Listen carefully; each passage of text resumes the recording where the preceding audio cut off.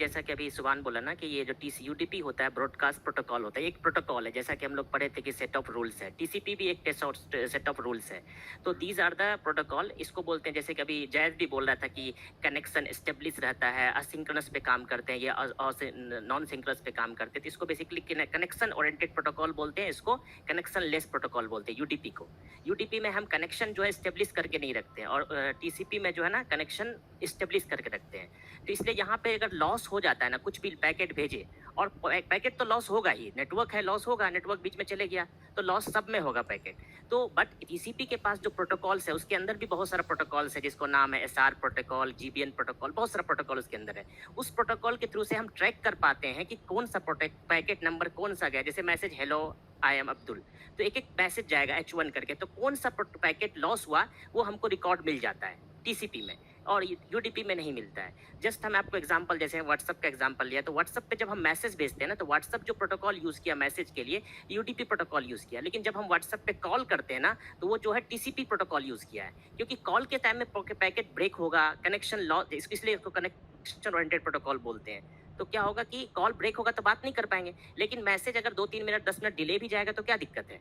पहला पॉइंट। दूसरा डिफरेंस क्या है, जब हम मैसेज भेजते हैं, हो सकता है कि मेरे से लेके व्हाट्सएप के सर्वर के बीच में बहुत सारा नेटवर्क होगा, जो भी वो ब्रॉडकास्ट करेगा, जो भी अवेलेबल रूट होगा, उस रूट के थ्रू से वहां तक मैसेज चले जाएगा, हो सकता है डिले हो।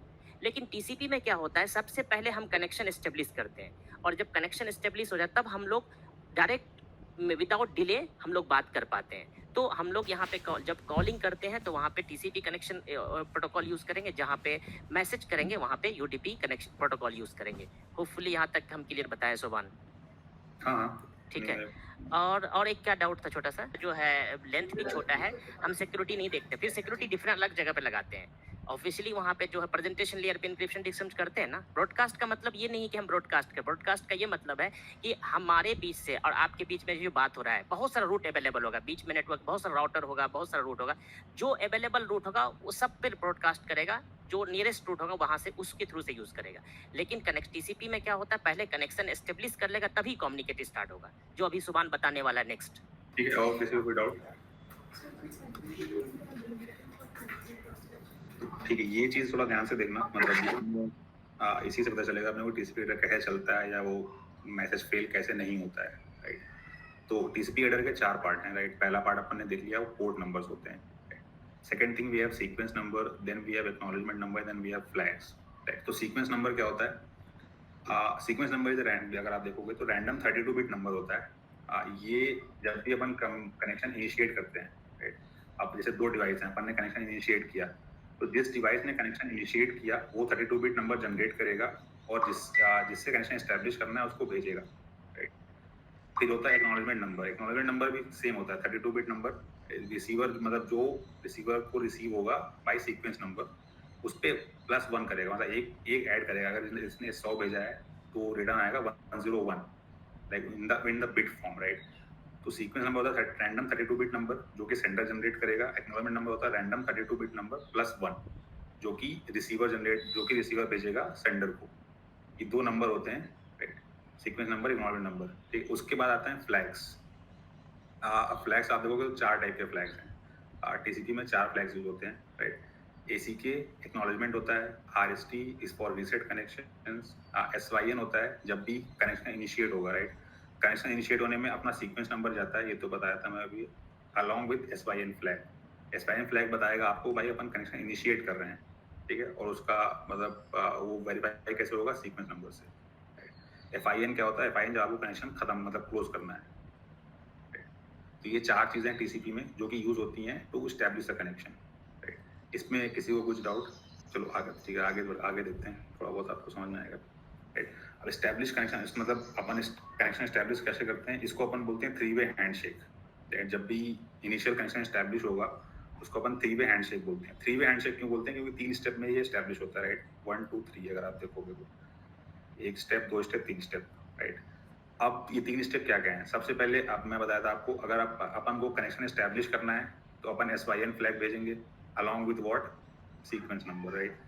सीक्वेंस नंबर और एसवाईएन फ्लैग, अगर अपन ये दोनों भेज रहे हैं तो रिसीवर को ये लगेगा like the sender wants to establish a connection, right. अगर आप देखोगे सबसे पहला स्टेप SYN फ्लैग जाएगा, सीक्वेंस मतलब सीक्वेंस नंबर जाएगा, राइट। तो अब इससे सर्वर को क्या लगेगा, भाई client wants to establish a connection, right. तो अब सर्वर क्या भेजेगा, सर्वर भेजेगा आपको acknowledgement number along with ACK flag. बिना फ्लैग के कोई कम्युनिकेशन टीसीपी में कभी हो ही नहीं सकता है, तो इसीलिए फ्लैग्स बहुत इंपॉर्टेंट है टीसीपी में। सबसे पहले अपन ने भेजा SYN फ्लैग, जो कि अपन ने इनिशिएट किया हैंडशेक। फिर सर्वर को अगर SYN फ्लैग मिला अलॉन्ग विद सीक्वेंस नंबर, तो वो आपको एक्नॉलेजमेंट देगा, ACK फ्लैग देगा अलॉन्ग विद एक्नॉलेजमेंट नंबर। जैसे ही फिर ये मिला आपको, क्लाइंट ने भेजा आपको मतलब SYN along with sequence number, server ने आपको ACK भेजा। जैसे ही ये क्लाइंट को मिलेगा कि सर्वर ने ACK भेजा है, क्लाइंट एस्टैब्लिश स्टेट में जाएगा, मतलब वो कनेक्शन एस्टैब्लिश मान लेगा, राइट। ये कनेक्शन एस्टैब्लिश मान लेगा, फिर ये एक्नॉलेजमेंट सर्वर को भेजेगा, राइट।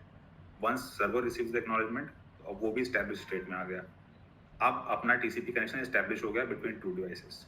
इसमें किसी को कोई डाउट, कोई क्वेश्चन? नहीं। अब थर्ड स्टेप क्या होता है, थर्ड स्टेप मतलब जब सर्वर ने एक्नॉलेजमेंट भेजा और क्लाइंट एस्टैब्लिश कनेक्शन में एस्टैब्लिश स्टेट में आ गया, यहाँ पे क्लाइंट के पास दो ऑप्शन है। It can either send only acknowledgement, तो कनेक्शन एस्टैब्लिश करने के लिए, और also send data along with acknowledgement. यहाँ पे क्लाइंट डेटा भी भेज सकता है, बिना डेटा के भी वो कनेक्शन एस्टैब्लिश कर सकता है। तो ये होता है 3 वे हैंडशेक। अब इसमें अगर अब मैं बोल रहा हूँ, कोई बोलता है टीसीपी रिलायबल है, टीसीपी में मतलब पैकेट लॉस नहीं होता है जो, तो वो कैसे होता है, राइट। तो अगर आप देखोगे 3 स्टेप हैं इसमें, राइट। अब इसमें 3 स्टेप में क्या हो सकता है, या तो याला पैकेट लॉस हो सकता है स्टेप 1, या स्टेप 2 लॉस हो सकता है, स्टेप 3 लॉस हो सकता है। अब अगर अपन स्टेप 1 लॉस होता है, मान लेते हैं कि सर्वर ने सेगमेंट वो सीक्वेंस नंबर भेजा along with SYN flag client ने, पर सर्वर को रिसीव नहीं हुआ, राइट।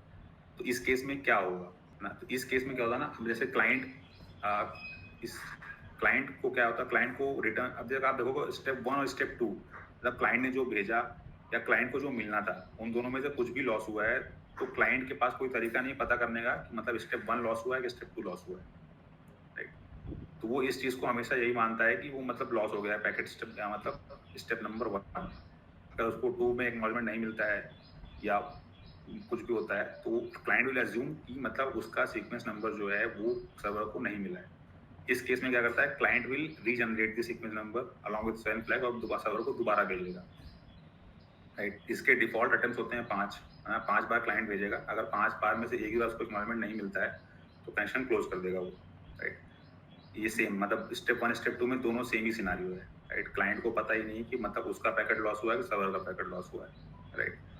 अब अगर थर्ड स्टेप में जो होता है, अब अगर सर्वर को, अगर यहाँ से क्लाइंट को ACK मिल गया, तो क्लाइंट ने ACK भेजा पर ये सर्वर को नहीं मिला, राइट।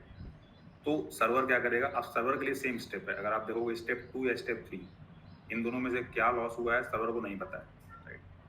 तो सेम चीज़ अब सर्वर करेगा, मतलब वो यहाँ से दोबारा एक्नॉलेजमेंट नंबर जनरेट करेगा, ACK फ्लैग होगा और वो क्लाइंट को भेजेगा, राइट। इस तरह होता है। तो इस तरह में अगर कोई भी स्टेप आपका लॉस होता है, तो कनेक्शन कभी एस्टैब्लिश होता ही नहीं, राइट।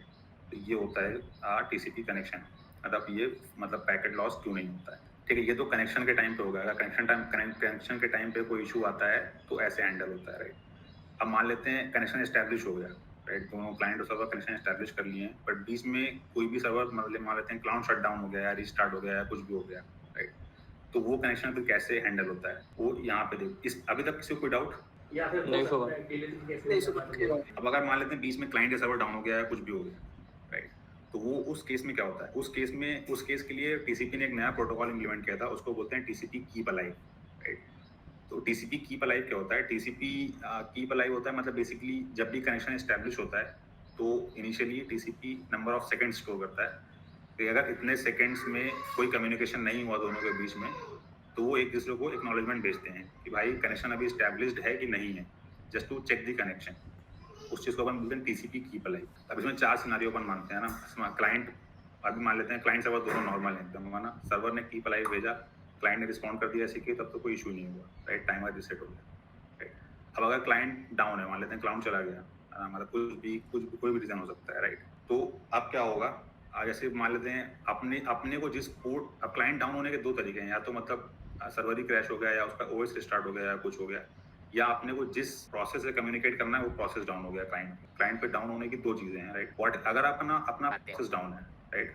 अगर प्रोसेस डाउन है और अपन सर्वर ने उस प्रोसेस को मतलब कीप अलाइव कनेक्शन भेजा, राइट। उस केस में क्या होता है कि ओएस होता है, जो क्लाइंट साइड पे ओएस है, वो एफआईएन फ्लैग भेज देता है। एफआईएन फ्लैग किस लिए यूज होता है? FIN flag is used to close the connection. अगर आप देखोगे FIN flag is to terminate connection. तो अगर क्लाइंट का प्रोसेस डाउन है तो ओएस भेज देगा। अब अगर ओएस ही डाउन हो गया, मान लेते हैं रीस्टार्ट हो गया सर्वर, राइट, या सर्वर क्रैश हो गया, उस केस में क्या होता है, राइट।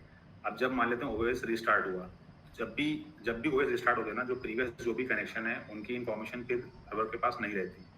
अगर क्लाइंट का ओएस रिस्टार्ट हो गया तो ओएस का पूरा सिस्टम रीसेट हो जाता है। कौन से कनेक्शन एस्टेब्लिश थे, कौन से नहीं थे, उसकी इंफॉर्मेशन गई, राइट। अब इस केस में जब सर्वर भेजेगा वो कीप अलाइव कनेक्शन, है ना, तो अब आप क्या भेजोगे? आपको पता था नहीं भाई कि ये था कनेक्शन था कि नहीं था, क्लाइंट को पता ही नहीं है, राइट। तो उस केस में वो आरएसटी भेजता है। RST basically reset. आरएसटी अगर आप देखोगे, RST flag is to reset a connection. अब लेकिन यहाँ पे सर्वर एक्सपेक्ट क्या कर रहा था? सर्वर एक्सपेक्ट कर रहा था एसीके, राइट। अब अगर उसको एसीके की जगह आरएसटी मिलेगा, उस केस में भी वो कनेक्शन क्लोज कर देता है। अब अगर क्लाइंट चला ही गया, मतलब कुछ टाइम, मतलब क्लाइंट पे रिकवर ही नहीं हुआ कभी, तो कनेक्शन 4-5, मतलब इसमें भी होता है कुछ नंबर ऑफ अटेम्प्ट्स होते हैं डिफॉल्ट, उतनी बार भेजेगा। अगर वो कीप अलाइव कनेक्शन अगर उसको नहीं मिलता है, तब भी वो कनेक्शन क्लोज कर देगा। तो ये सेम चीज सर्वर के साथ, मतलब TCP is a duplex protocol बोलते हैं उसको, दोनों साइड से होता है।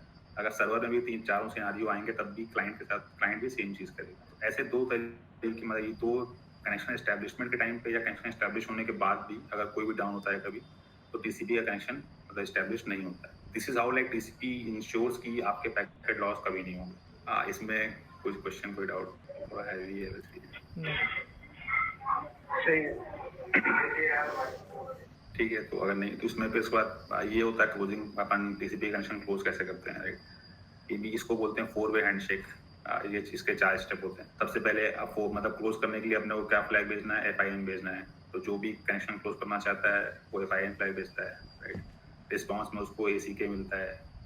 फिर वंस अगर एसीके मिल गया तो क्लोज स्टेट में चला जाता है। नहीं मिलता है, इसमें भी सेम सिनेरियो है। मतलब मान लेते हैं कोई पैकेट लॉस होता है तो दोबारा प्रोसेस पूरा रीइनिशिएट होता है। तो क्लोजिंग में तो इतना कोई नहीं है, बट लेकिन कनेक्शन एस्टैब्लिश्ड कैसे होता है, रिलायबल कैसे होता है, वो टीसीपी में इंपॉर्टेंट है।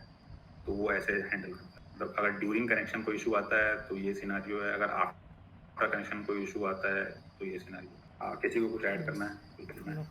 हेलो? हाँ नहीं सही तो है, नाइस। आगे बढ़। मुझे सुबह एक जस्ट डाउट था, एक जनरल डाउट था कि हाँ। मैं थ्योरेटिकली पढ़ा हूँ, तो इस जब आपने भी टीसीपी कनेक्शन से लेके एस्टेब्लिशमेंट हुआ और उसके बाद फिर क्या कहते हैं क्लोजिंग हुआ, कनेक्शन जैसे एस्टेब्लिश हुआ और क्लोजिंग हुआ है, वहाँ के बीच में क्या हम इसको कोडिंग से इम्प्लीमेंट करते हैं या फिर टीसीपी अपने से सब कुछ मैनेज करता है? जो आप अभी जितना चीज़ बताया अभी, connection TCP sync protocol acknowledgement भेजा, फिर एक्नॉलेजमेंट भेजा, इसको हम क्या कोड में जब सॉकेट इम्प्लीमेंट करते हैं, क्या इसको 1 by 1 हम कोड लिखते हैं या अपने आप इम्प्लीमेंट हो जाता है? आप बोलो टीसीपी, ये जो प्रोसेस है ये अपन कोड लिखते हैं कि टीसीपी हैंडल करता है, राइट? हाँ, मैं ये पूछ रहा हूँ। हाँ, मेरी इन्फॉर्मेशन ये है कि टीसीपी हैंडल करता है। टीसीपी प्रोटोकॉल जो है ना, यस, वो प्रोटोकॉल जो है वो प्रोटोकॉल में ये लिखा हुआ है। Very good. ये मुझे मैंने अभी तक कभी इम्प्लीमेंट नहीं किया, पढ़ा तो सब कुछ लेकिन कभी इम्प्लीमेंट नहीं करा। इसलिए मुझे क्या इसको सॉकेट में सिर्फ हम टीसीपी कॉल करते हैं, ये सारा कुछ वो मैनेज कर लेता है ना? हाँ, आप प्रोटोकॉल जो भी यूज कर रहे हो, राइट, ये प्रोटोकॉल है, मतलब यही प्रोटोकॉल है। अगर अपन टीसीपी प्रोटोकॉल देखेंगे हाँ, तो ये दीज आर प्रोटोकॉल, मतलब ये रूल्स हैं उस प्रोटोकॉल के। यस। इट्स मतलब लाइक जावास्क्रिप्ट का सॉर्टिंग फंक्शन है। जैसे सॉर्ट फंक्शन यूज करते हैं, हाँ। तब अंदर में बबल सॉर्ट लिखा हुआ या क्विक सॉर्ट लिखा मुझे नहीं पता, लेकिन सॉर्ट हो जा रहा है। जस्ट हाँ, लाइक मतलब यहाँ वो पे टीसीपी में कैसे अंदर में काम हो रहा है, ऐसा हो रहा है, लेकिन हम टीसीपी यूज करेंगे, सॉकेट कनेक्शन टीसीपी कनेक्शन बन जाएगा, यूडीपी करेंगे यूडीपी कनेक्शन बन जाएगा, हाँ, है ना? ये इनकैप्सुलेशन है बेसिकली, मतलब यस, टीसीपी का इनकैप्सुलेशन है encapsulation। Basically. Yes, thank you.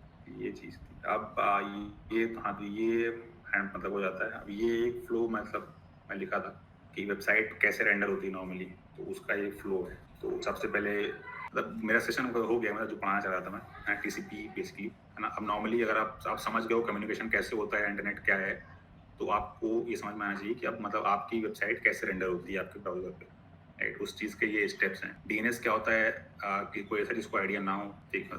तो DNS is basically domain name service. Domain name DNS is basically, अगर आप हैश या डिक्शनरी कुछ भी यूज करते हो, फोन बुक, तो आपके आईपी के अगेंस्ट उसका नाम स्टोर होता है, राइट। अपन आईपी तो कभी ढूंढते नहीं, मतलब सर्च तो करते नहीं ब्राउजर पे, तो वो डीएनएस होता है, राइट। तो अपन अगर डीएनएस डालेंगे, उस डीएनएस से पहले आईपी निकलेगी, ठीक है। फिर उस आईपी पे अपनी रिक्वेस्ट जाएगी। कैसे जाएगी? टीसीपी के थ्रू जाएगी। सारे इनकैप्सुलेशन होंगे, फिर डिकैप्सुलेशन होंगे, फिर वहाँ मतलब उस सर्वर पे अपनी रिक्वेस्ट पहुंचेगी, राइट।